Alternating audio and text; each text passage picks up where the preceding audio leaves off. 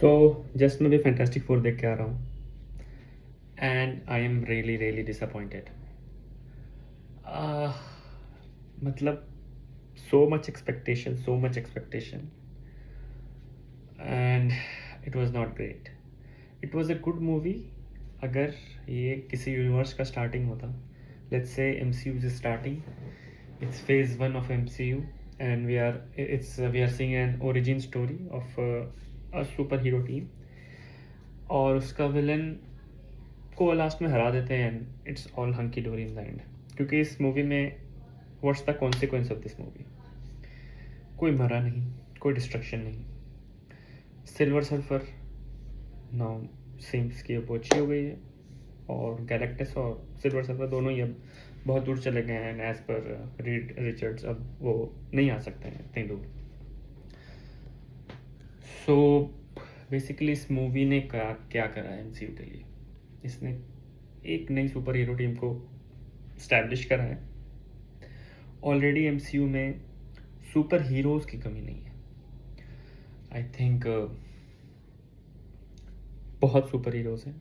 कमी है स्टेक्स की और एक कोहेसिव स्टोरी लाइन की और एक कुछ बड़ा कि something big is going to happen.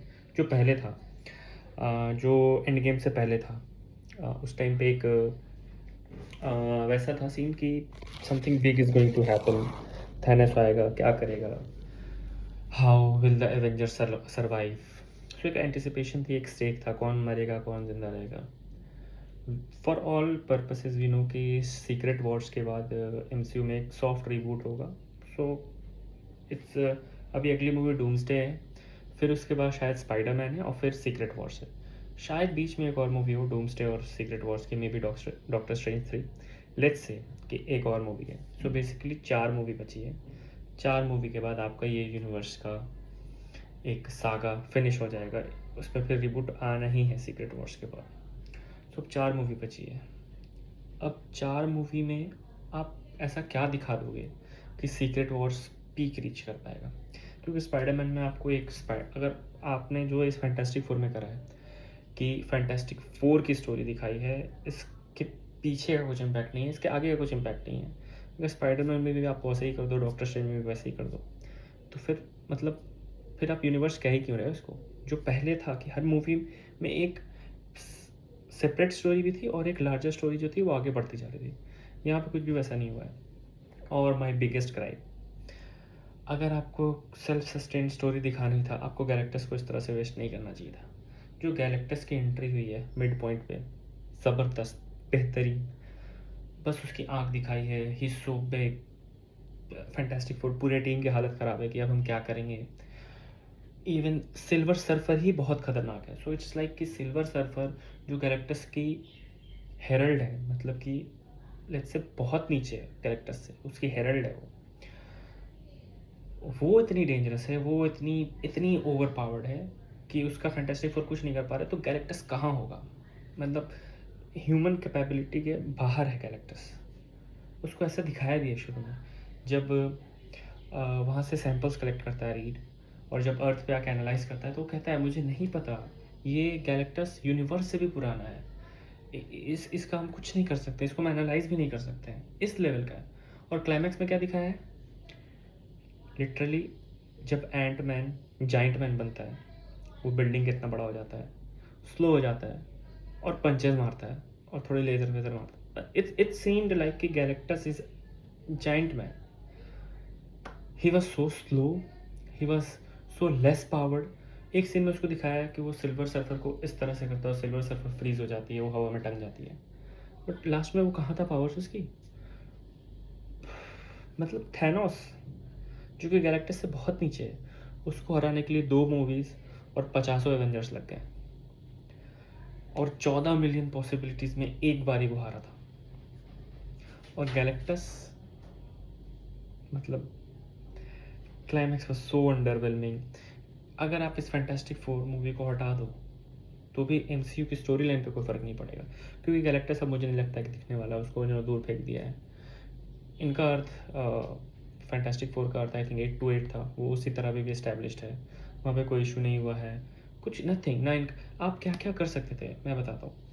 आप इनकर्शन दिखा सकते थे कि जब मुझे क्या लगा, एक पॉइंट पे मुझे क्या लगा फर्स्ट, जब मिड पॉइंट पे वो ब्लैक जब वो वापस आ रहे थे गैलेक्टस से बच करके वापस आ रहे थे और सिल्वर सर्फर उनका पीछा कर रही थी, तो रीड रिचर्ड्स बोलता है कि आई डोंट केयर, तुम भागो यहाँ से बेन को, हम कहीं भी जा सकते हैं। तो मुझे क्या लगा कि अच्छा अब ये 616 में आ जाएंगे, ये दूसरे हम मेन यूनिवर्स में आ जाएंगे MCU के। पर वहाँ पैसा नहीं हुआ, वो अपने ही अर्थ पे वापस आ गए। चलो, फिर जब रीड ने कहा कि हम अपने अर्थ को टेलीपोर्ट कर देंगे कहीं और, तो मुझे क्या लगा कि अब ये अर्थ टेलीपोर्ट होके जो मेन अर्थ है 616 उसके पास आ जाएगा और वो इनकर्शन कॉज कर देगा। वो भी नहीं हुआ। फिर मुझे क्या लगा कि जब लास्ट में गैलेक्टस आएगा तो वो इस अर्थ को डिस्ट्रॉय कर देगा और फैंटास्टिक फोर को यहाँ से निकलना पड़ेगा और वो 616 में आएंगे या कुछ भी इस तरह का बड़ा होगा जिसका इम्पैक्ट हमें अगली मूवी में दिखेगा। वो भी नहीं हुआ। एटलीस्ट ये तो दिखाते हैं कि गैलेक्टस को फ्रैंकलिन ने हराया है। जब सू स्टॉर्म गैलेक्टस को धक्का दे रही थी पीछे, एटलीस्ट ये दिखाते कि फ्रैंकलिन उसकी गोद में है और फ्रैंकलिन सू को टच कर रहा है। इस वजह से फ्रैंकलिन के पावर की वजह से गैलेक्टस पीछे पुश हो रहा है। वो भी नहीं दिखाया उन्होंने। डूम को वो एस्टैब्लिश कर सकते तो कुछ तो दिखा देते हैं कि डूम कितना पावरफुल है। डूम को उन्होंने एक सीन दिखाया जिससे कुछ एस्टैब्लिश नहीं होता है। उसमें मल्टीपल थ्योरीज हो सकती है बट एस्टैब्लिश कुछ नहीं होता है, एंटिसिपेशन कुछ नहीं बनता है। अभी भी बस सिंगल एंटिसिपेशन है कि डूम को RDJ प्ले कर रहा है और कुछ नहीं। बस एक गिमिक है, जो गिमिक बॉलीवुड प्ले करता है वो गिमिक है अभी मार्वल में कि डूम को RDJ प्ले कर रहा है, दैट्स इट। डूम को वो क्या दिखा सकते थे? डूम को वो ऐसे दिखा सकते थे कि जो एंटमैन के एंड में हमने काउंसिल ऑफ कैंग देखा था जिसमें 200-400 कैंग थे, तो अब कैंग का आगे रोल नहीं है हमें पता है, तो ऐसा दिखाते हैं कि डूम आया है और उसने 2 मिनट में पूरे काउंसिल ऑफ कैंग को ख़त्म कर दिया, तो इस्टेब्लिश होता कि oh this is doom. But कुछ नहीं हुआ। So really disappointed by fantastic four. इसका 3D बहुत शानदार था, मैंने IMAX 3D में देखा है। इसका 3D बहुत शानदार था और as a origin story of a super hero team it was a really good movie. But really disappointed, मेरी एक्सपेक्टेशन बहुत ज़्यादा थी और मैं चाहता था कि ये मूवी किक स्टार्ट करे journey to secret wars, but ऐसा कुछ भी नहीं हुआ। लेट्स होप कि डूम्सडे में कुछ बढ़िया देखने को मिले।